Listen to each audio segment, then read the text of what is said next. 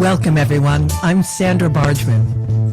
A few years ago, I wrote and performed a solo show called The Edge of Every Day, which was an exploration of the rough edges and contradictions we all face and grapple with. The show hit a nerve, and the relevance of the topic would only grow over time more than I could have foreseen. So, here we are. Real talk with real people, sharing stories and perspectives that spark provocative invitations to leap out of what's safe, on the edge of every day. Thanks for listening. Hello, everyone, and thank you for joining me on the edge of every day here on TalkRadio.NYC. Tonight, we are live in the Hive with author and UN Humanitarian Trudy E. Bower for our 55th episode entitled The Hunger Paradox. For those of you who have become loyal listeners here on the Edge of Every Day, thank you so much for spending time with me and my guests. Our numbers keep growing, and I have you to thank. I couldn't do it without you. So please continue to share this podcast with friends and family, and take a moment to subscribe to my YouTube channel, Sandra Bargman, on the Edge of Every Day. If you're tuning in for the first time, welcome to the Edge. If you like what you hear and you want to check out my past episodes with my inspiring guests, you can find them on TalkRadio.NYC, on your favorite podcast platforms, and on my YouTube channel. Again, that's Sandra Bargman, on the Edge of Every Day. This show is about pushing boundaries and exploring rough edges. Through conversations and shared stories with friends and colleagues, it's my hope that we can begin to understand our edges. And what I mean by edges is those places where we are fearful, those places where we are resistant to change, those places where paradoxes and contradictions live in our beliefs and in our understandings, both about ourselves and about the world around us. Listen, we live in edgy, tumultuous times, and people are complex. The more we recognize our own edges and get real about them, the more we can help others to do the same. And that, I fully believe, can help to change the world. So thanks again for tuning in. And without further ado, it is time to introduce our guest this week. A native of Princeton, New Jersey, Trudy E. Bower studied French literature at Smith College and international affairs at Columbia University. Inspired by the writings of Victor Hugo and an internship at the United Nations in New York, she embarked on an overseas career with CARE, Cooperative for Assistance and Relief Everywhere, and the UN World Food Program, spanning 30 years, where her interests in social justice, languages, and travel intersected. She managed food assistance programs in India, Bangladesh, Mozambique, Burundi, Madagascar, Côte d'Ivoire, and Ghana, the latter two as country director. Her most challenging assignments were working in countries where political instability and violence coexisted with managing food emergencies and raising her two daughters. In 2011, Trudy began co-authoring The Hunger Crime. She has contributed articles to 2 published works of nonfiction. This is her first work of fiction. Hello and welcome, Trudy Bower. You're going to need to unmute, my friend. Thank you so much for having me, Reverend Sandra. And please just call me Sandra. I appreciate that. This is my first live interview, so it will be a new experience for everyone. Yay, very exciting. You're diving right in. Well, you have so much to share with the world. So I know that this must be a wee bit unnerving for you, but I appreciate you just plowing through and doing it, because I know you're going to have to do a bunch of them. So I'm happy to be your guinea pig. I'm very happy you are. Aw. Well, I'm truly thrilled that you're here, Trudy, and your work is incredible in the world, and I can't wait to share it with our listeners. But I like to start out my show first and foremost to share how I know my guests, and I don't know you personally, but I've met you through Sam Leibowitz, our fearless leader here at TalkRadio.NYC, and you can check out his show, The Conscious Consultant, on Thursdays. But do you know Sam personally? Yes, I've been in some workshops with him. Oh, I love that. He's a great guy. We love him. And well, so of course you came very highly recommended. And then when we had our lovely pre-chat, you and I just clicked, and I was so blown away by, I knew that I so wanted you on the show because I felt like I was one of the listeners, that I really somehow had not kept this whole crisis on my radar. Like so many people. That's why it's so important to me to have you on the show, that I was kind of overwhelmed at how little I knew. So it's beautiful that you're coming on and going to mentor us through this process and inspire all of us to learn more about this crisis. So before we dive into it, one of my questions that I like to ask all of my guests, because it's an interesting question to me to watch how my guests answer it. We all do so many things in this world, and we've traveled all of these paths. And in today's world, we are re-examining what identity even means. So my question to you and to all of my guests is, what identity do you, Trudy, lead with in the world? I have been reflecting on that, and my calling, my vocation became a humanitarian. And it was after retiring early in 2012, so I have not been working for a decade, that I realized I'm still called to service as a humanitarian, and I'm searching how to serve now without the institution. And that's when the auspices of that, yeah, makes sense. Maybe the book would be an advocacy tool, a way of finding my networks to address hunger in a different way without being on the front lines myself, because I've done that, and my nervous system is very happy to rest for a bit. To have a break.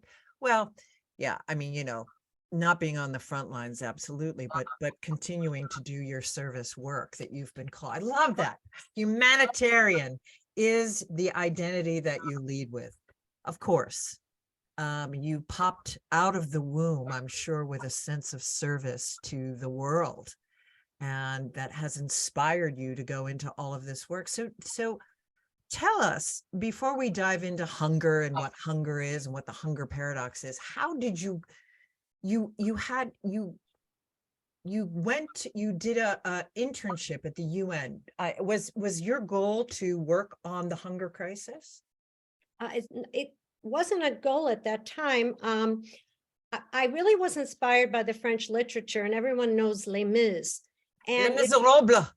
Because it was the story I read in French, and the story of Jean Valjean, who's condemned for 20 years for stealing a loaf of bread, and the great discrepancies between rich and poor, and how she had to prostitute herself to raise her child.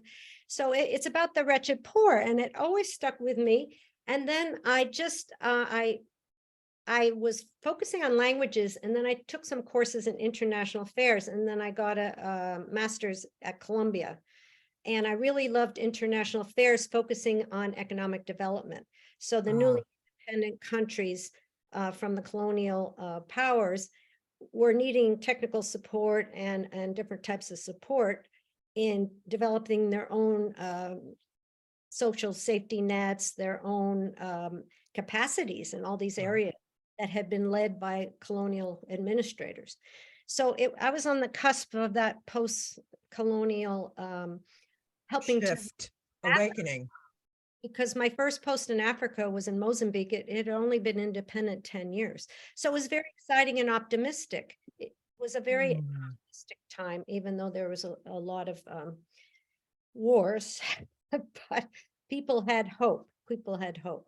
So I'm saying I went from international affairs and I went to the UN and I met a lot of the peacemakers. I saw Willy Brandt, who was making overtures to East Germany. Many of you don't know about that, but he made the rapprochement between East and West Germany that had been separated by World War II. And then I would see like Jimmy Carter and Andrew Young. So I really, I just felt a connection with the peacemakers and the social justice. So these things led me, when I had a job, I wrote job letters and I had 3 offers. One was in the Department of Commerce, one was going to Japan, and one was going to India with CARE as an intern. And I just gravitated to going to India as an intern. Not even a job. Interesting. Wait, and did you feel a calling to the Indian culture as well? Well, I was a bit sort of a visceral connection. Not at the beginning, no, but one of our professors had been ambassador there, so he gave me a lot of background. So I really was looking forward to it, and I loved that year in India. And I was 25, and I learned so much about, you know, community initiative and the discrepancies between the very rich and the very poor. And it was such a rich culture, and nobody knew about its rich history and its achievements in physics and science. And, you know, it's a whole undiscovered world there. And it was really fascinating. Oh my goodness. Yeah. Well, the time that you went there, you've witnessed an incredible global shift in people's understanding of what of a global community, of knowing what's happening around the world. Yes, I've seen countries go forward, and I've seen countries go backward, and many of the countries I had been in were among the least developed, and they had challenges politically. I enjoyed every post for different reasons, and I most loved connecting with the communities and my female counterparts, and I really felt we were making a difference.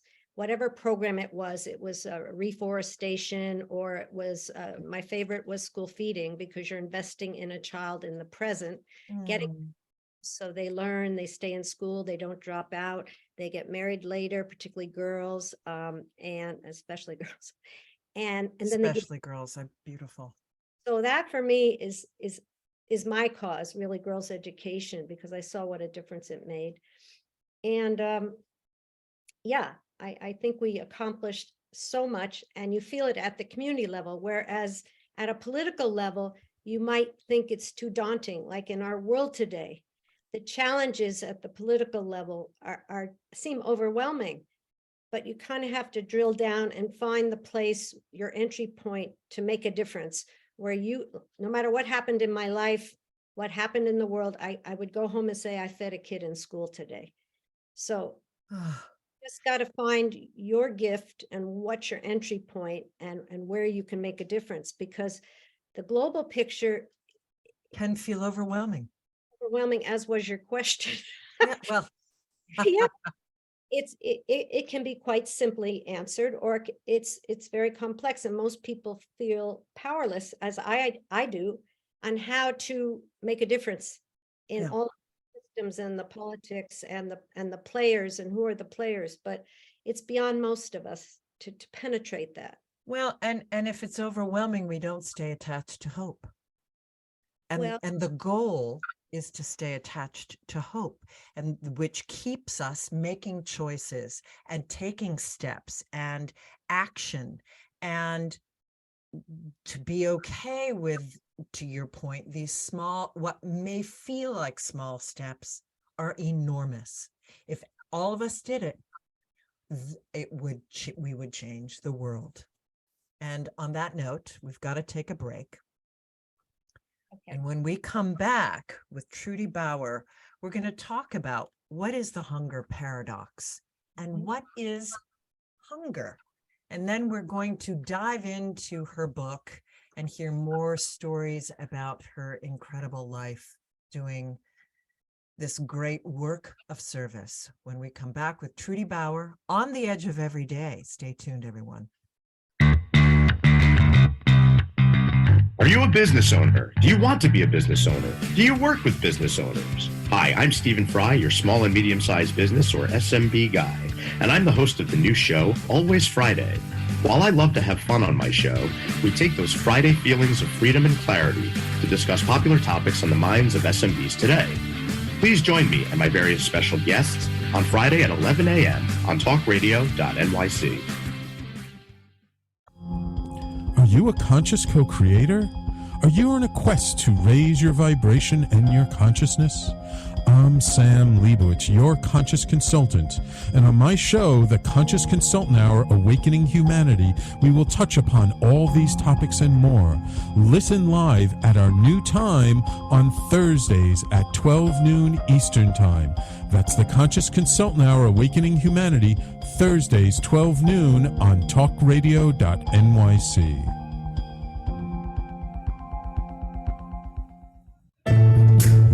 Are you on edge? Hey, we live in challenging, edgy times, so let's lean in. I'm Sandra Bargman, the host of The Edge of Every Day, which airs each Monday at 7 p.m. Eastern Time on TalkRadio.NYC. Tune in live with me and my friends and colleagues as we share stories and perspectives about pushing boundaries and exploring our rough edges. That's The Edge of Every Day on Mondays at 7 p.m. Eastern Time on TalkRadio.NYC. You're listening to Talk Radio NYC. Uplift, educate, empower.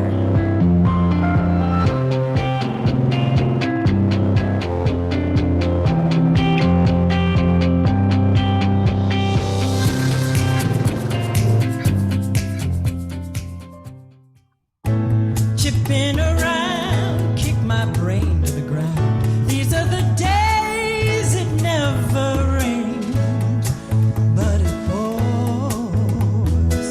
On the edge of every day. We are back with Trudy Bower. Okay, well, we talk a lot about paradox, of course, here on the edge of every day. The tension between opposites is the focus of our understanding of what the edge really is. And so when I read, when I was doing my research on you, when you said we need to talk about the hunger paradox, and to read it was such, again, such a stick over the head, like, wow.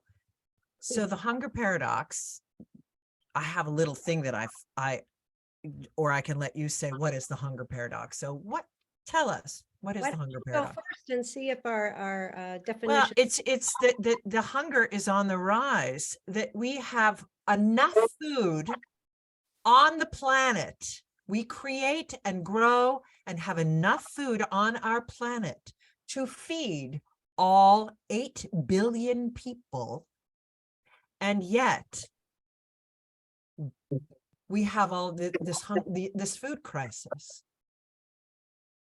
Yes, well, that is absolutely correct. And actually, the term was coined by one of our former presidents, Dwight D. Eisenhower, in 1960. And from his experiences in war and traveling, he had observed there were hundreds of millions of people suffering from hunger and malnutrition, whereas countries like the US had these vast surpluses. And he had the brainchild to envision a multilateral institution, the World Food Program, part of the UN system, to help equilibrate the supply and demand, and donor countries would transfer their surpluses to the newly independent developing countries. So that his idea was implemented in 61 as an experiment, and in 63 it became instituted. And here we are, it's a 60th birthday year, and who could imagine the stars would be aligned that our book would come out the same year as the 60th birthday of the World Food Program. So it's really quite, it's a beautiful circle there. And the other hunger paradox was expressed by a current executive director, who's an American, former governor, David Beasley. And he was making the comparison between all the wealth generated during the COVID period. Like at the height of COVID, there was like $2.7 trillion in the stock market generated. And he was begging billionaires for $5 billion to save 30 million people from dying of hunger. That was his updating of the hunger paradox. So you see the extremes are becoming more extreme. More extreme and very sad, very, very sad. So that's the hunger paradox. Well, on one of the websites that I in doing my research, it said, one of the questions was, what is hunger? Which I found that was again a really stark question, and that it's far more complicated than people, just being feeling hunger. Well, it is feeling hunger. It's the body telling you you need food. Of course, but many different definitions. FAO, the Food and Agriculture Organization, and WFP, they tend to say hunger equals undernourishment, meaning you don't have the energy, calories you need to live malnutrition, a healthy life. Now, nutrition is a vast array of definitions, like obesity is malnutrition. So there are many forms of malnutrition, but hunger, they tend to link it to calories for survival, the energy calories you need to survive. So that's well, and I also appreciated how it talked about the interconnectedness of poverty and inequality and conflict, political conflict, and climate change, and weak government and health systems, all of this driving, to understand the problems, the crises that we are all, like the climate crises, which we're going to get into as well, but that they're all linked. Well, I was reflecting on your very complex question. And actually, the hunger crisis was a perfect storm of four threats, we call them in the emergency preparedness lingo. The number one cause of hunger today is conflict. Yes. And if out of every dollar that WP spends, 80 cents will go to the man-made disasters versus development, building capacity, supporting small farmers. Yeah. So 80 cents is going to saving lives due to conflict, which is a Band-Aid. It's not getting to the core issues. Right. Okay, so there's four causes of the global crisis. The number one was conflict. The second, the climate change events. Yeah. Actually, we noticed these trends in the 90s. We were 80% development and 20% emergencies in the 90s. And all of a sudden, between the war in Yugoslavia, and then there was drought in South Africa and drought in the Horn. So we were facing three mega emergencies at once, and we started having to plan for more big emergencies every year, and the donors were shifting their funds to emergencies. So practically overnight, we went from 80% of our funding to development to 90% to emergencies. So the development funds sort of dwindled, and that really was harmful to long-term sustainability, because the emergencies were saving lives, but then we had to move into we had a progression where we just didn't stop feeding. We tried to get them back into their livelihoods and support them with tools and seeds and resettlement and working with HCR to bring back refugees. But having, this development money to plant trees, to do more agroforestry and land reclamation, this is a function of also donor priorities, that they want food to be used to save lives first. And they felt food aid was expensive. However, since then, it's no longer in kind. It's over 60% cash. And we've really empowered the recipient countries and communities because we're buying the food either in the country or in the community from small farmers or in the region or internationally. So we're doing less of a transfer of our food to their country to using Getting those systems in place for them. so we're building markets for their production. And so it's very exciting how the aid paradigm has changed. So it's not transferring surpluses, but it's giving the equivalent in money. So you're improving, farmer capacity and market to market. Infrastructures. Yeah. That's a hopeful comment in the middle of this conversation. But before the climate change, the second one is climate change events. So we haven't had all the funds to really prepare as I felt. And why is that? Because Because emergency. nobody believed. Yeah, in it. because it was always a priority to save lives and move on and recover and move on. Yeah. But I think we see the same mentalities in all our governments in terms of prevention or repair of infrastructure. It always gets shifted and to deal with other priorities or to spend less money. But the long-term investments seem to be put off until something breaks and then they want to fix it. One thing I want to say, but for me, the climate Connection. this whole hunger crisis has just revealed the fragility of our systems, our institutions and our systems in all the areas.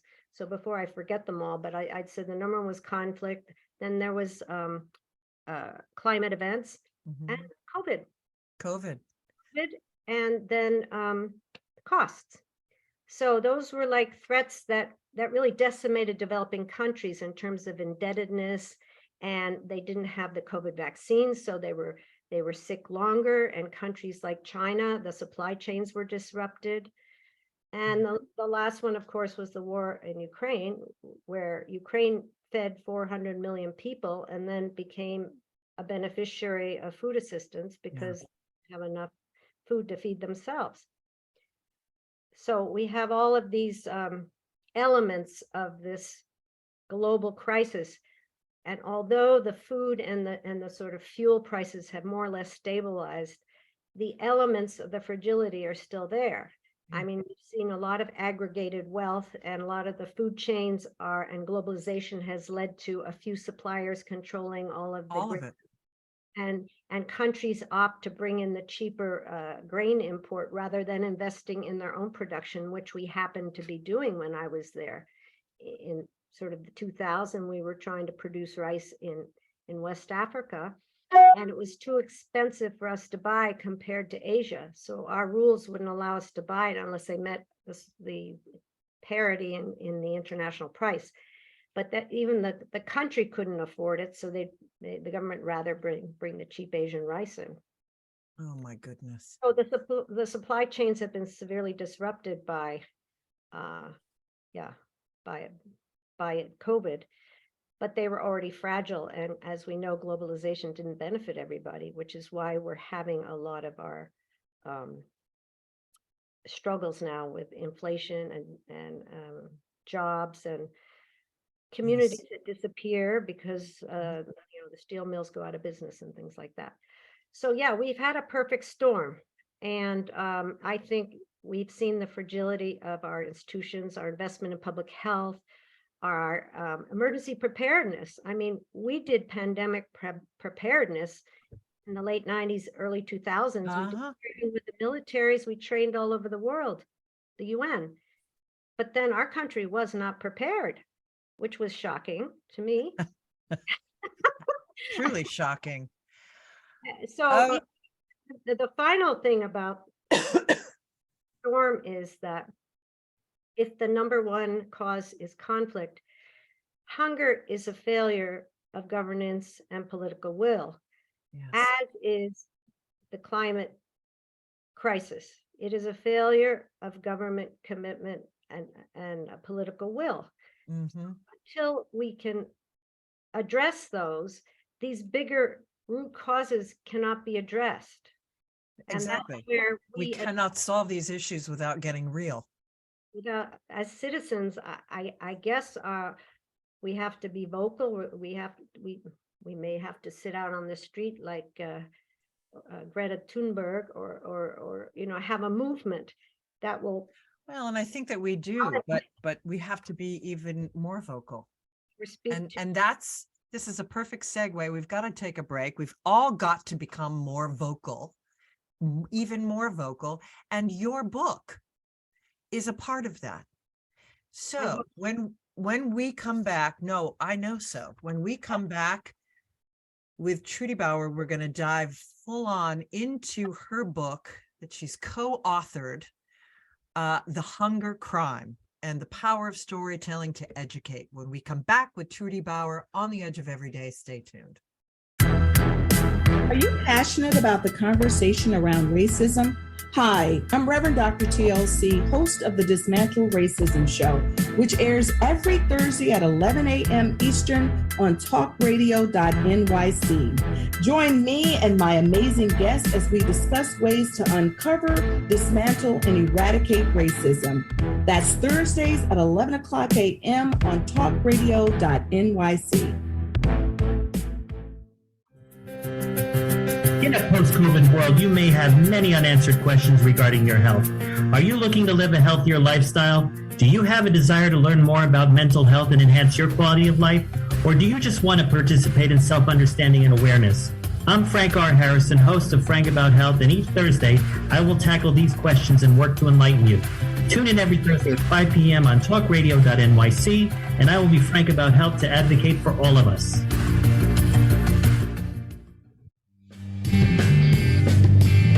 Hey everybody, it's Tommy D, the nonprofit sector connector, coming at you from my attic. Each week here on TalkRadio.NYC, I host the program Philanthropy in Focus.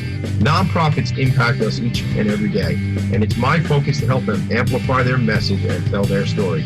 Listen each week at 10 a.m. Eastern Standard Time until 11 a.m. Eastern Standard Time, right here on TalkRadio.NYC.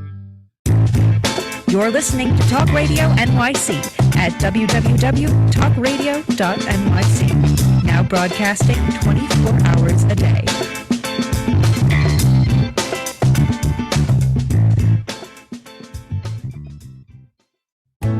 Chipping around, kick my brain to the ground. These are the days it never rained, but it pours on the edge of every day.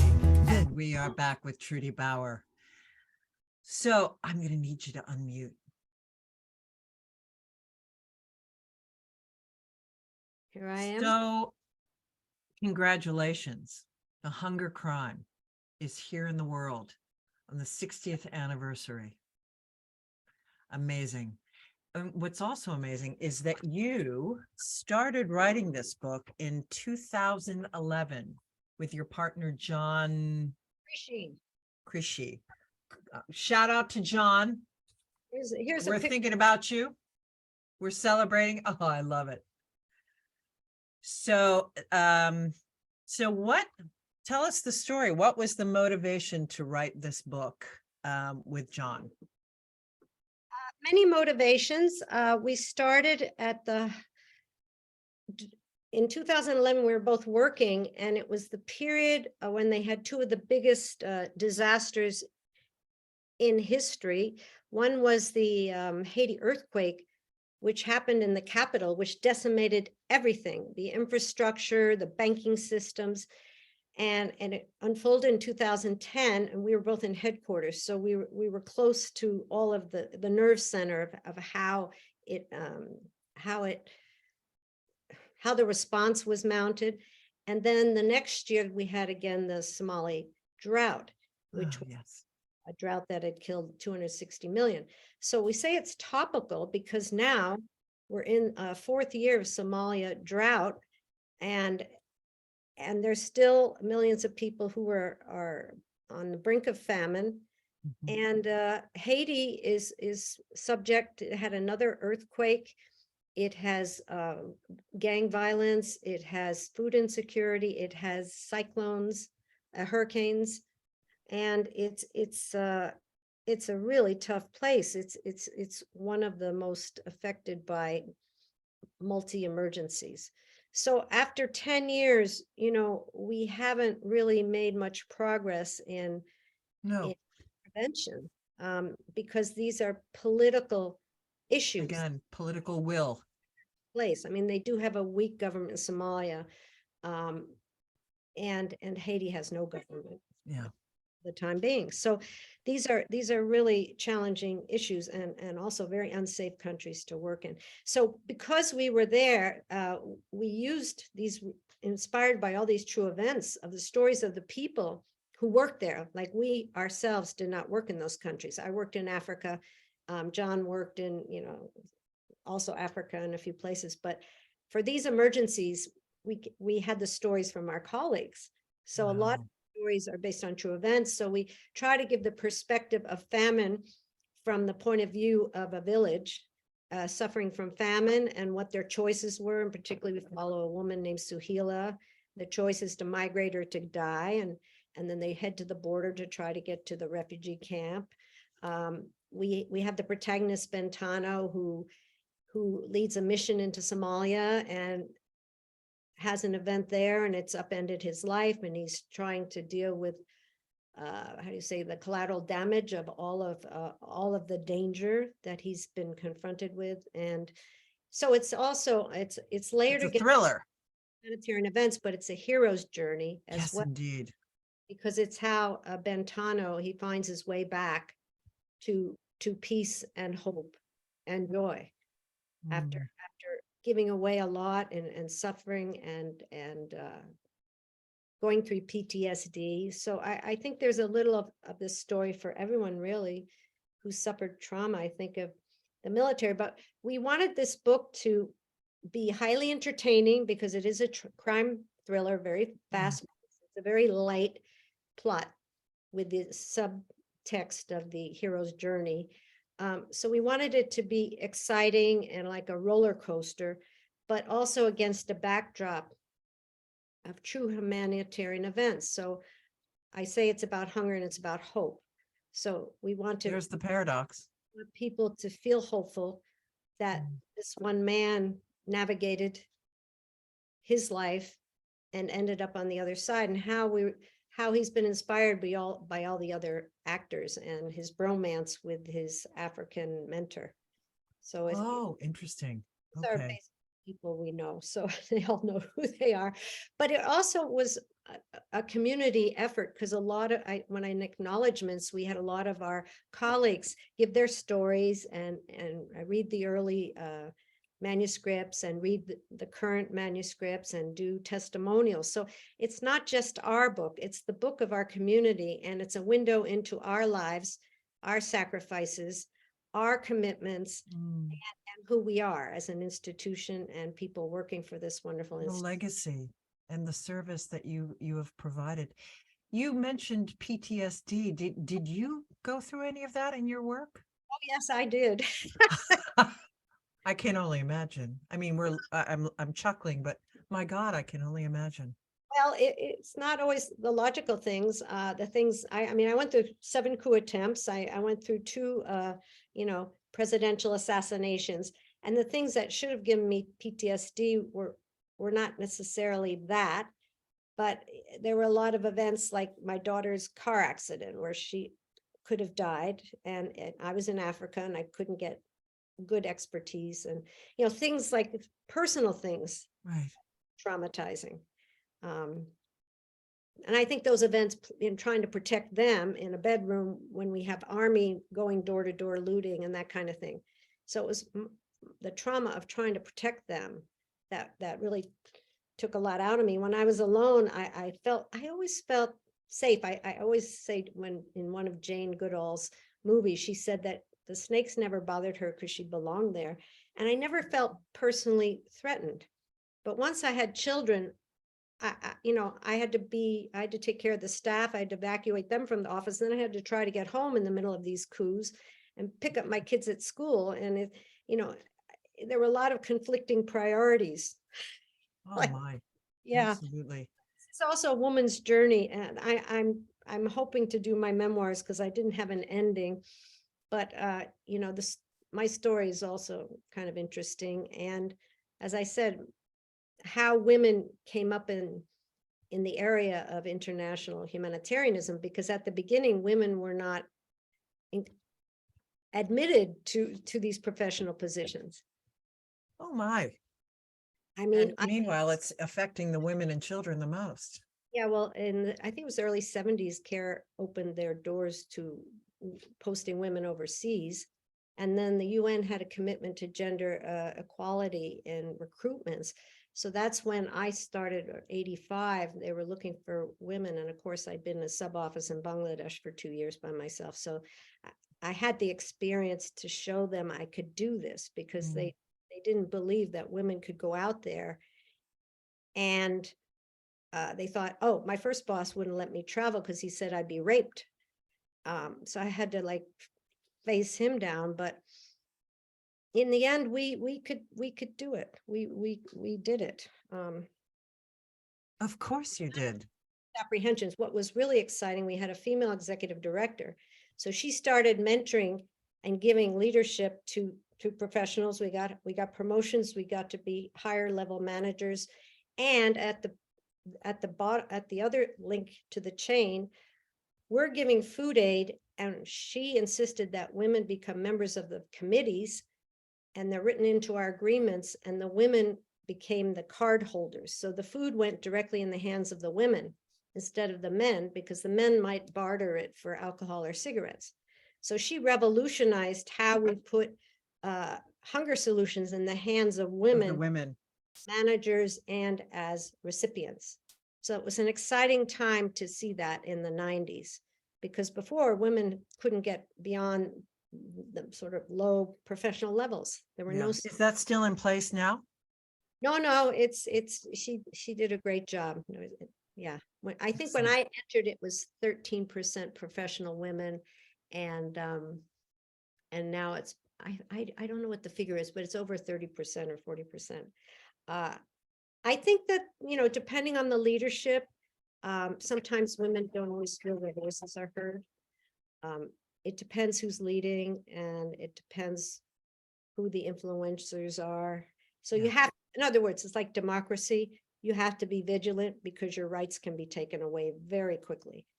As we have seen, with all of the bubbles that we have been living in have been popped. All of the strides that we feel are non-negotiable now. Yes. Have seemingly just, the rug has been pulled. So this is a great seg into your coming back into the country in 2016. You had shared with me, you know, how overwhelming and bizarre to come back into the United States when, you know, when all of this major political shift was happening here in the United States. I have to say, when I had hoped to retire in Italy, because I'd spent 15 years there, because it's the headquarters. Yes. However, they started enacting these global taxes so that they would tax me as an American and as an Italian resident. So it got complicated. So I came back. I was away 40 years, and I didn't feel much like an American anymore. And when I came and I heard the rhetoric and the polarization, and it was very frightening to me, because I'd been through something similar in Ivory Coast. It was the most stable country in Africa. It was the motor of West Africa. And next door in Liberia, they'd had 2 decades of civil war, and they were warlords. But then the economy sort of had a downturn in Ivory Coast, and they started talking about the immigrants, and they're taking the jobs. Sound familiar? Oh, my Lord, yes. And I said, but I see it could happen here, because there's a north-south issue, there's ethnicities, there's religion. But I said, these men are professors, they are businessmen, they're politicians, they're smart men. They're not going to let it happen. They did. It spiraled into civil war while I was there. I went through 7 coup attempts. Then the country split in 2 into a civil war for 10 years. So after this trauma, I go to headquarters, and then I retire in 2012. And then in 2016, I come back. And it's almost like I'm reliving Ivory Coast. So I was very traumatized. I'm sure. So when they PTSD. when they had the elections, this time I kept saying to everybody, get gas, make sure you have cash. I mean, I was ready. In many of these countries, when you prepare for an election, you stay at home and you prepare for anything. And then the January 6th event where no one's in charge. Right. I had that feeling like no one's in charge. No one's coming to the rescue.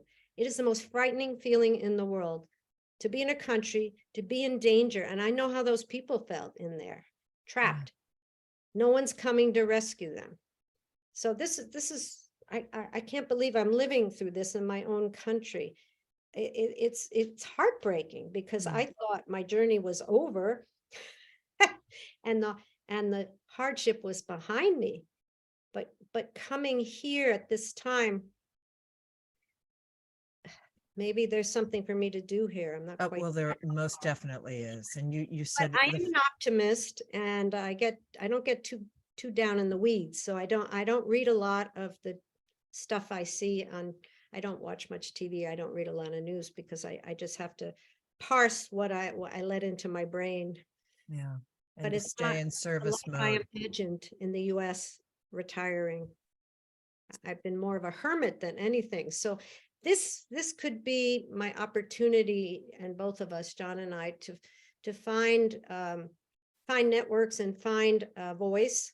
And this book, it could reach many people in different ways. We have our own community. It celebrates our community. And most importantly, it honors humanitarianism. I don't think I spoke about that, but I looked it up. It's the belief in the value of human life. Human life. And this is something I think I'm hearing so much about humanity. When Tyre was murdered, and the care, one of the spokespersons said, "You're going to see acts that defy humanity." Yes. So how we got to this point where human life has no value. For some, has no value. Yes. Well, we have to take a break, Trudy. But this is it's really it in a nutshell. We're here. This where those of us with a voice have to stand up and share it in a big way. And you doing this podcast and writing your book and getting your story out and using the power of storytelling to educate people. And for me to use this podcast as a platform, all in the service of these challenging times in which we find ourselves. So we're going to take a break. We're going to come back for our last section, and we're going to find out where you can get this book. And it's launching on February 7th, and we'll share those details when we come back with Trudy Bower on the edge of every day. Stay tuned. Thank you. Hey everybody, it's Tommy D, the nonprofit sector connector, coming at you from my attic. Each week here on TalkRadio.NYC, I host a program, Philanthropy in Focus. Nonprofits impact us each and every day, and it's my focus to help them amplify their message and tell their story. Listen each week at 10 a.m. Eastern Standard Time until 11 a.m. Eastern Standard Time, right here on TalkRadio.NYC. In a post-COVID world, you may have many unanswered questions regarding your health. Are you looking to live a healthier lifestyle? Do you have a desire to learn more about mental health and enhance your quality of life? Or do you just want to participate in self-understanding and awareness? I'm Frank R. Harrison, host of Frank About Health, and each Thursday, I will tackle these questions and work to enlighten you. Tune in every Thursday at 5 p.m. on TalkRadio.NYC, and I will be Frank About Health to advocate for all of us. Are you a conscious co-creator? Are you on a quest to raise your vibration and your consciousness? I'm Sam Leibowitz, your conscious consultant, and on my show, The Conscious Consultant Hour, Awakening Humanity, we will touch upon all these topics and more. Listen live at our new time on Thursdays at 12 noon Eastern Time. That's The Conscious Consultant Hour, Awakening Humanity, Thursdays 12 noon on TalkRadio.NYC. You're listening to Talk Radio NYC at www.talkradio.nyc. Now broadcasting 24 hours a day.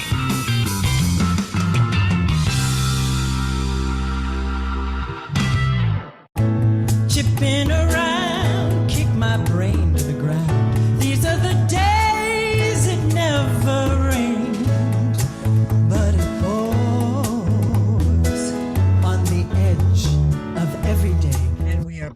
Trudy Bower. So, The Hunger Crime by Trudy Bower and John Krishy can be purchased on Amazon on the 7th. It launches February 7th, launches on Amazon, and you can get it, correct me if I'm wrong, for $1.99 for 24 hours, correct? Correct.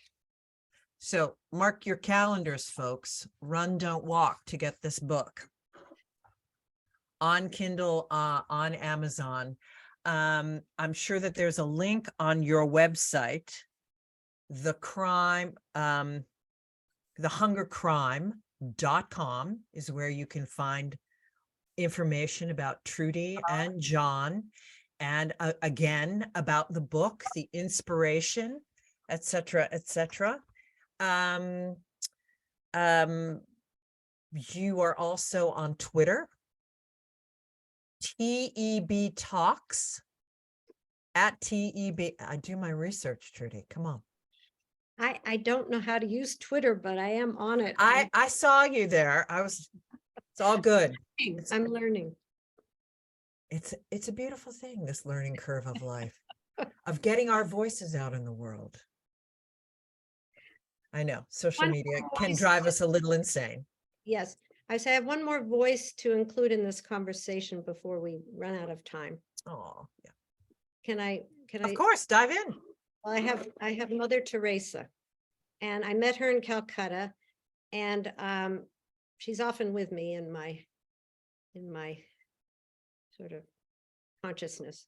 But she said, and this spoke to me, we only know too well that what we are doing is nothing more than a drop in the ocean. But if the drop were not there, the ocean would be missing something. So in other words, every little bit we do matters. Yes. The gift that we are, the light that we bring. If you want to learn more, if you want to donate, the organization we worked for is WFP.org, or there's a WFPUSA.org. And we are committed to women's empowerment, girls' education, and school feeding programs.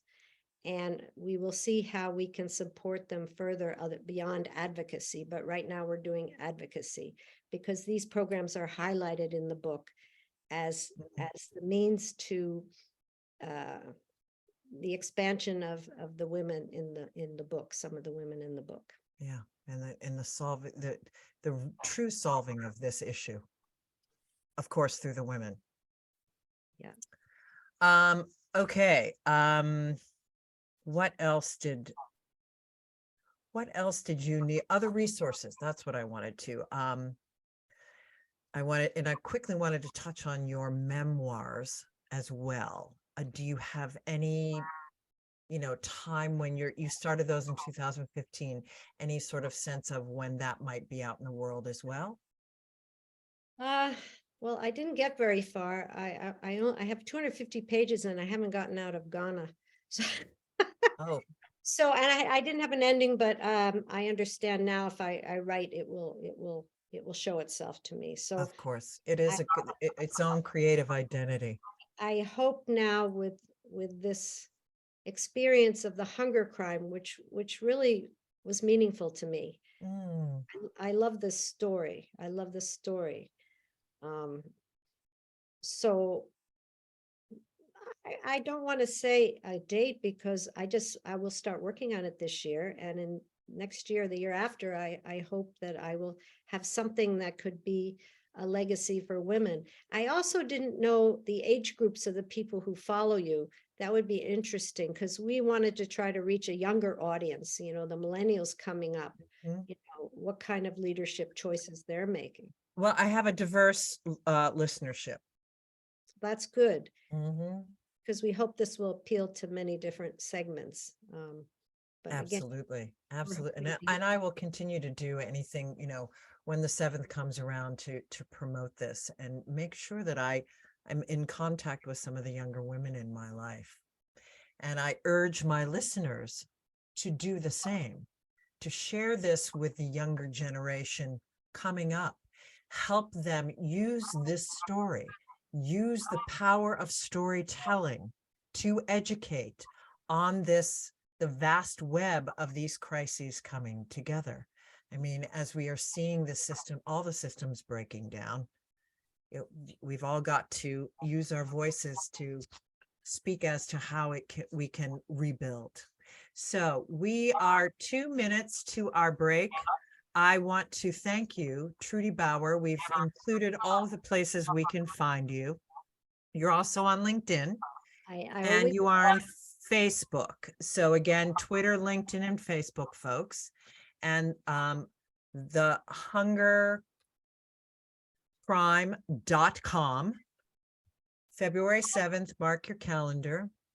Trudy Bower, thank you so much for coming on the edge of every day and sharing your story and your wisdom and your generous spirit. It's been a complete pleasure having you. Well, thank you so much. It was lovely speaking with you. And to my listeners, I thank you for spending this hour with me in honor of Les Miserables and your love of